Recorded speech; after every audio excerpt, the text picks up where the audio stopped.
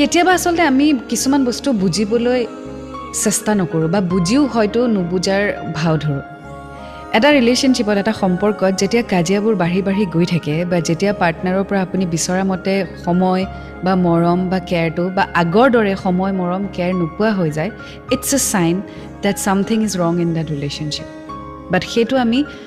accept কৰিবলৈ নোখোজোঁ কিন্তু যিমান সোনকালে আপুনি একচেপ্ট কৰে সিমান সোনকালে আপুনি প্ৰব্লেমৰ চলিউশ্যন উলিয়াব পাৰিব কিন্তু যদি আপুনি এভইড কৰি থাকে বা যদি এইটোকে ভাবি থাকে কিয়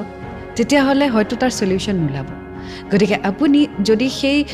এবচেঞ্চটো বা সেই ডিফাৰেঞ্চটো ফিল কৰিছে আপোনাৰ সম্পৰ্কত আপোনাৰ পাৰ্টনাৰৰ পৰা তেতিয়াহ'লে ইটছ হাই টাইম যে আপুনি পাৰ্টনাৰৰ সৈতে কথা পতাটো উচিত do not wait for your partner to take a stand মানে শেষ পৰ্যন্তলৈকে ৰৈ নাথাকিব য'ত ইমানেই টেঙনি হৈ যায় ৰিলেশ্যনশ্বিপটোত ডেট এজন ৱৰ্কআউট কৰি দিয়ে বা ব্ৰেকআপেই হৈ যায় চ' যেতিয়া প্ৰব্লেমটো ষ্টাৰ্ট হৈছে যেতিয়া আপুনি দেখিছে কিবা এটাতো হৈছে ইটছ বেটাৰ ৱৰ্কআউট বা কথা পতাটো